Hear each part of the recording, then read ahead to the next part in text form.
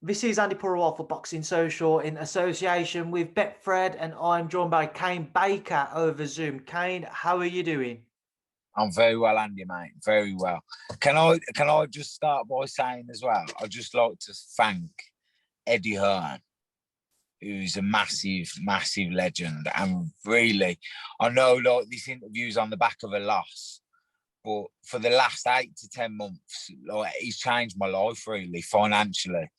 For giving, like, I'm a small hall fighter really, not with no promoter, and he's paid me 4 times a bonus, a win bonus. He's put me on a massive platform where I can get sponsors. So financially, he's put me in a massive position where I am I'm overwhelmed when I look back at it really, and I've got something to walk away with from boxing because I'll invest my money wisely. And we don't get paid a lot in this game, and we don't get time. We don't get training camps and things like that. And to be matched 50-50 and have training camps, he's changed the game for me, for promoters. And he's proper big love from my heart goes out to what he's done for me in the last 8 months. I mean, Kane, I wouldn't even be getting calls from you, Andy, mate. Would I, if I weren't fighting on that platform? Do you know what I mean? I don't know, Kane. I've known you for a very, very long time, so I'm sure we'd still be talking. But it's a great and it's a positive outlook to have on kind of your recent unsuccessful bout with Khoumari.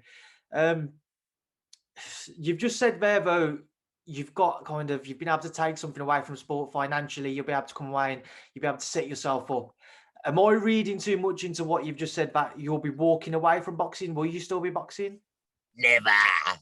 Of course, I'll still be boxing. I love boxing and free, but you know, I loved it, and it's cost me money to train, to the sacrifices I've made, and I was never gonna like take anything away. I was willing to do that. All I was gonna take away was hard memories and things like that, and that was enough for me because of my love. But really, because of these last 8 to 10 months, like Eddie has changed the whole outlook for me when I do decide to walk away from boxing, so, which is nowhere near yet.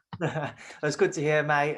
So with obviously all that in mind, going back to the fight with Khoumari, just reflect on it for me, Kane, kind of what went wrong on the night. And just before you do answer that, can I get you to move your finger slightly out of the way of the camera, please? Yeah, sorry, mate. That's all good. Yeah, so basically, I had the best training camp ever. I was in the fittest shape of my life. And there was just a few things the last couple of days that it just went down. Do you know, if it would have been, the fight would have been on Thursday, I believe I was a different person. I come in really light, so I didn't do the weight properly. And I didn't have my corner, my original corner, who Errol Johnson is a massive thing in my career lately. He has been, you know, he goes all over the country sparring with me. He knows me a lot better, and he knows where I've come from and what to go on. I didn't have him there, and I kind of wouldn't have wanted him there because there was lads in our camp, in our thing, Zach Parker and Lennox Clark, that have been with BCB a lot longer than me. They're a lot higher up in the wow, Lennox is a good friend of mine as well. And I knew that like he needed Errol there to win them British titles. We're all mucking together, and we know the thing. And yeah, but looking back now afterward, I needed a bit of Errol there, to be fair. I did miss Errol dearly. He's a good fighter, a very good fighter, Andy, but it just wasn't me. And I got no excuses because of my training, everything was, I trained like a professional. I'd done everything right, but literally from Thursday, I'd caught the sun on the bean there, and I just thought I had a little bit sunburn, but I was just a little bit, I lost my way a little bit. I come in light, everything started to go a little bit downhill for me from there. And then he was a big kid as well, and you know, he was a very good fighter. but I didn't. What I really wanted to show was the best Kane, and it wasn't the best Kane. I was the best condition I'd ever been in. But, you know, I could have done featherweight. I was really, it was just a little bit of disappointment from me. But like I said just previously, I've come out of there winning, and I'm not going to have been there or to have not been there. And it will always be to have been there, and I was there. Yeah, that's it. Kind of just picking that one back up there. With the fight itself, you mentioned you didn't have your corner team. Carl Greaves stepped in. What was it like having Carl in the corner? Did it feel strange? Did it feel like something wasn't quite right because he wasn't your natural corner team, as you've mentioned? No, I did find that I gelled well with Carl, and I felt very comfortable him being there and in my corner. But there's times when I've been back to my corner and sparring isn't going my way, and you know, there's things that we hadn't crossed between me and Carl, but I didn't have no feeling going to the ring. I thought everything was good, but yeah, when you get in there and you have to go to a plan B or there's certain things like Errol, I can hear him now in my head what he would be saying, and I did miss that. I really did miss that on the night.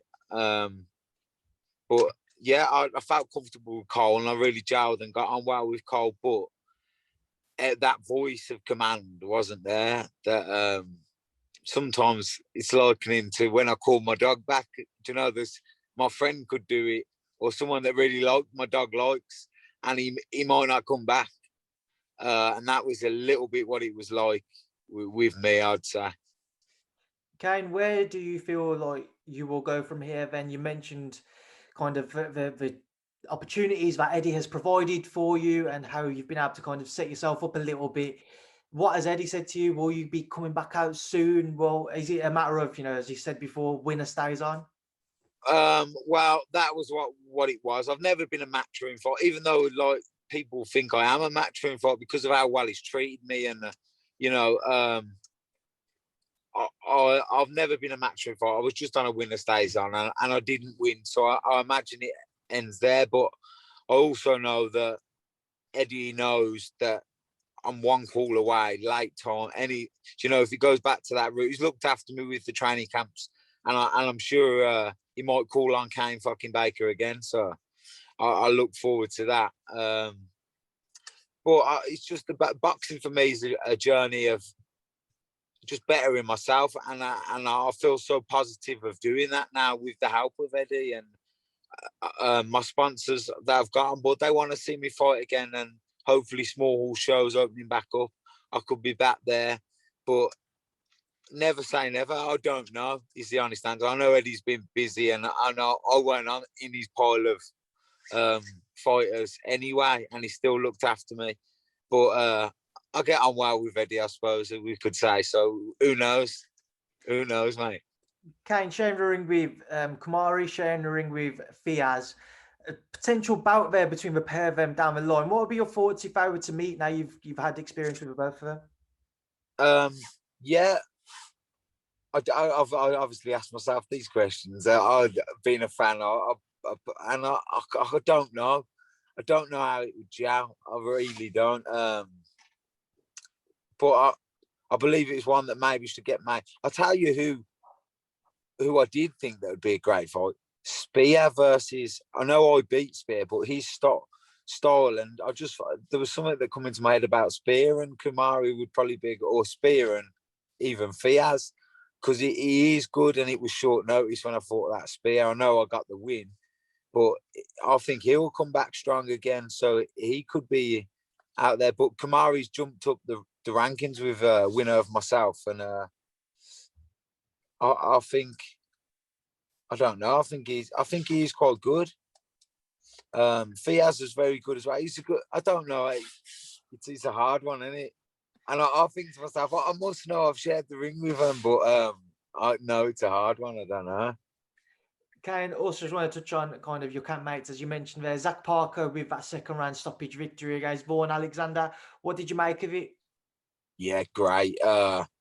he's got some powers. I know Zach. I'll see it in the gym, and he's kind of how I thought he would. I know he hadn't been stopped, the kid, as well, which made more of a statement. But I kind of felt that he was coming.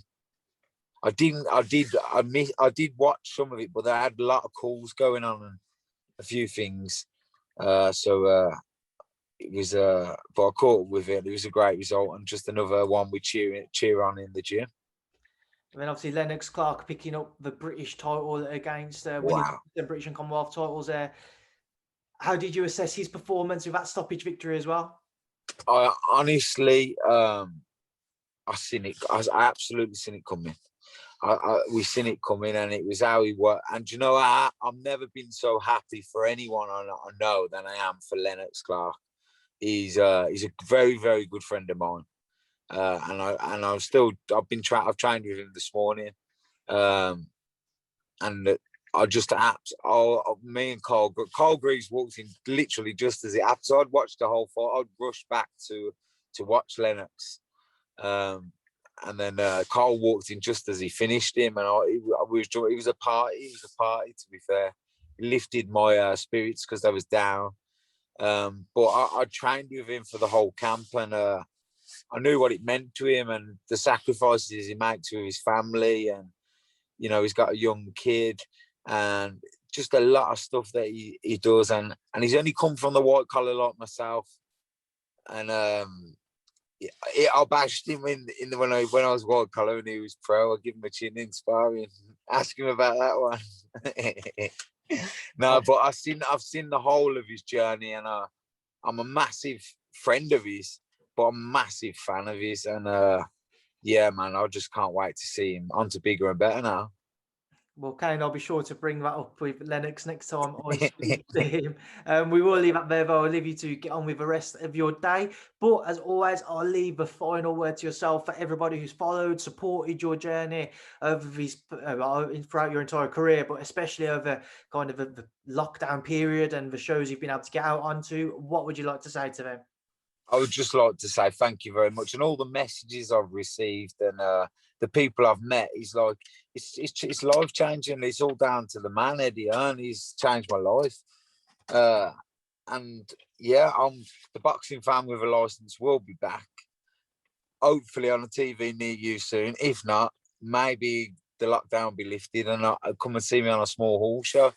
If any people with weight loss that I message now, and these guys are getting in touch that are following my journey, anytime they want to message or reach out to me, I'm always training. I can link up and I can send any advice I've got. And I love getting reached out and speaking to these people.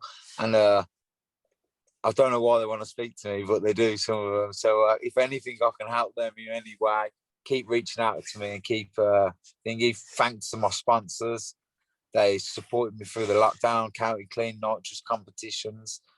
They absolutely changed me. And everyone, people like yourself and that, for interviewing me. It's just for someone for me a year ago, or I've just been a fan I've lived the dream.